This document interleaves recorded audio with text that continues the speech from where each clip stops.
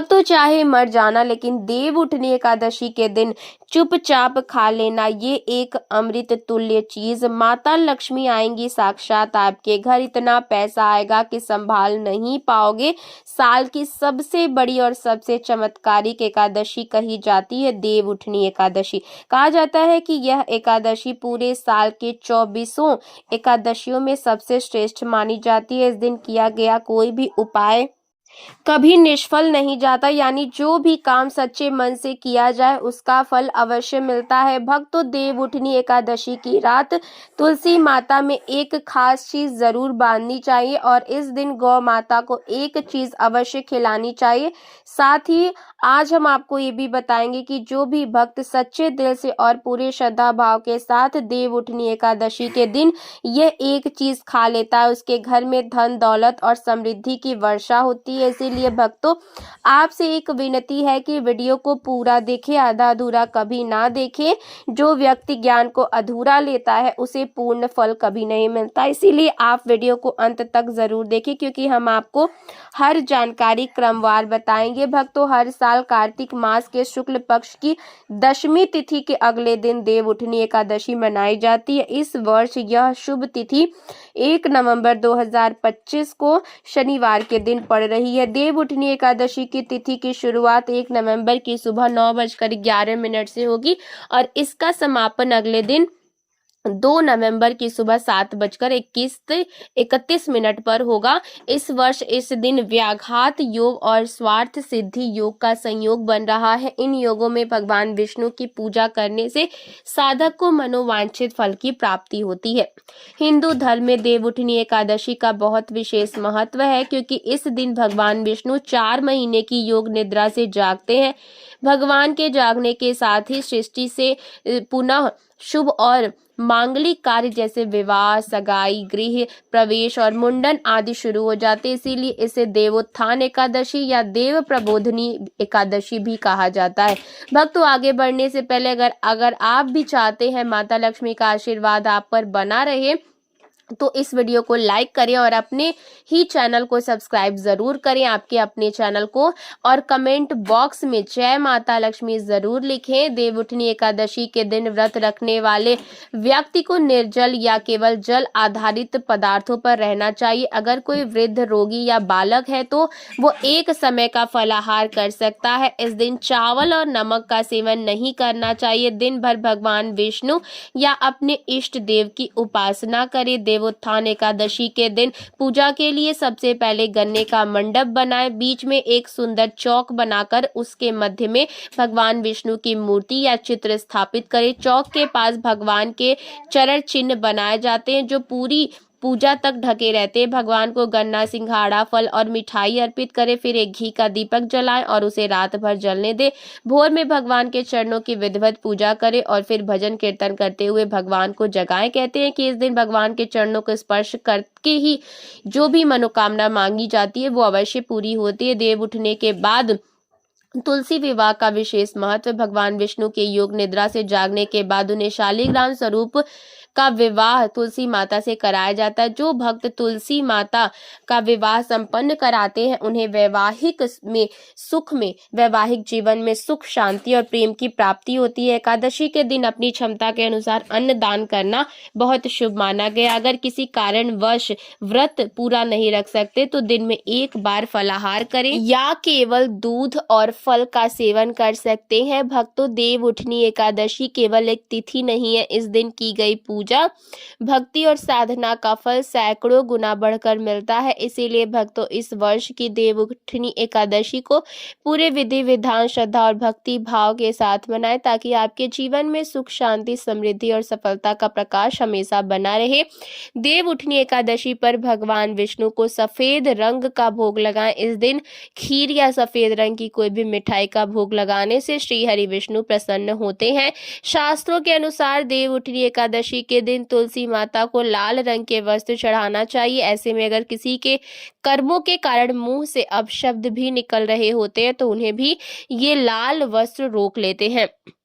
वो देव उठनी एकादशी के दिन विष्णु की पूजा के दौरान केसर, हल्दी या पीले चंदन का तिलक करें। उसके बाद भगवान विष्णु को पीले रंग के फूल अर्पित करें। ऐसा करने से विवाह के योग शीघ्र बनते हैं। मिलेगी कर्ज से मुक्ति कर्ज से पाने के लिए देवउठनी एकादशी के दिन पीपल के पेड़ पर जल चढ़ाना चाहिए। इसके बाद शाम को पेड़ के नीचे दीपक जलाएं।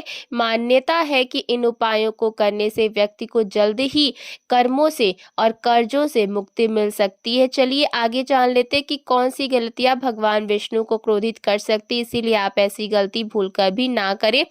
यह गलती एक दोपहर में नहीं सोए। 4 माह के लंबे समय के बाद भगवान विष्णु योग निद्रा से बाहर आते हैं। ऐसे में हमें दोपहर में नहीं सोना चाहिए और प्रभु का कीर्तन भजन करना चाहिए। पौराणिक मान्यताओं और कहानियों में एकादशी के दिन चावल खाने की मनाही है। ऐसा मान्यता है कि इस दिन चावल खाना वाला व्यक्ति रेंगने वाला जीव बनता है, इसीलिए चावल, मांस, मदिरा इत्यादि का सेवन एकादशी के दिन नहीं करें।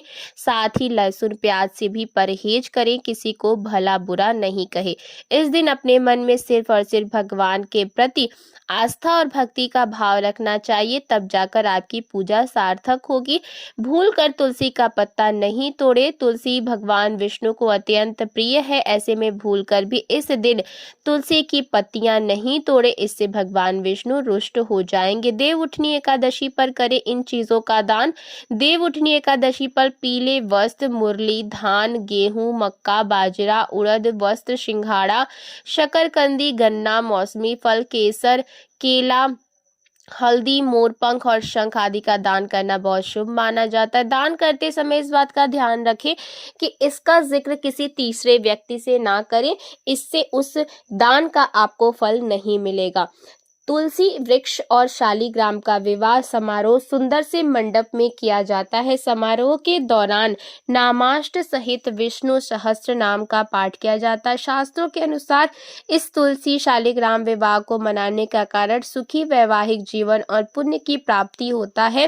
कार्तिक मास में तुलसी वृक्ष दान करने से बड़ा कोई दान नहीं होता। पृथ्वी लोक पर जो इस प्रकार है, वृंदावनी वृंदा, विश्व पूजिता, विश्व पावनी, पुष्प सारा, नंदिनी, कृष्ण जीवनी और तुलसी श्री हरि के पवित्र प्रसाद में तुलसी पत्र का होना अनिवार्य होता है और भगवान की माला और चरणों में तुलसी पत्र अर्पित किए जाते। देवउठनी एकादशी पौराणिक व्रत कथा। एक बार राजा था और उसके राज्य में सभी एकादशी का व्रत रखते थे। एकादशी के दिन पशुओं सहित कोई भी भोजन नहीं दिया जाता था। एक दिन पूरे राज्य से एक आदमी ने राजा के पास आकर नौकरी पर रखने का अनुरोध किया। राजा ने उसे नौकरी पर रखने की सहमति देने से पहले शर्त रखी कि उसे एकादशी के दिन को छोड़कर प्रत्येक दिन भोजन दिया जाएगा। उस समय उस आदमी ने राजा की शर्त मान ली, लेकिन एकादशी के दिन जब उसे फल दिए गए तो उसने फल लेने से मना कर दिया और राजा के पास जाकर विनती की। यह फल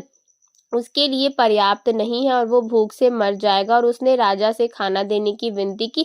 इसके बाद राजा के शर्त याद दिलाने के बाद भी वो खाना छोड़ने के लिए तैयार नहीं हुआ, इसीलिए राजा ने उसे आटा, दाल, चावल आदि दे दिए। राजा से भोजन प्राप्त करने के बाद उस आदमी ने सामान्य रूप से नदी में स्नान करके भोजन तैयार करना शुरू किया। खाना बन जाने के बाद वह भगवान को आकर खाने के लिए बुलाने लगा। उसके पुकारने पर भगवान पीताम्बर धारण करके चतुर्भुज रूप में आए और उसके साथ प्रेम से भोजन करने लगे। भोजन करने के बाद ईश्वर वहीं रुक गए और वो आदमी अपने काम पर चला गया। 15 दिन के बाद दोबारा एकादशी आने पर उस आदमी ने राजा से दुगुनी मात्रा में भोजन देने की विनती की। कारण पूछने पर उसने राजा को उत्तर दिया कि वो उस दिन भूखा रहा क्योंकि ईश्वर ने भी उसके साथ भोजन किया था जो 2 लोगों के लिए पर्याप्त नहीं था। यह सुनकर राजा आश्चर्यचकित रह गया था तथा विश्वास करने को तैयार नहीं था कि भगवान उस आदमी के साथ भोजन करते। राजा बोला कि वो एकादशी का व्रत रखते, भगवान की पूजा करते, लेकिन भगवान कभी उनके सामने प्रकट नहीं हुए। यह सुनने के बाद उस आदमी ने कहा कि अगर उन्हें विश्वास नहीं है तो वो उसके साथ चले और वृक्ष के पीछे छिपकर वहां कुछ हो रहा है उसे देख ले।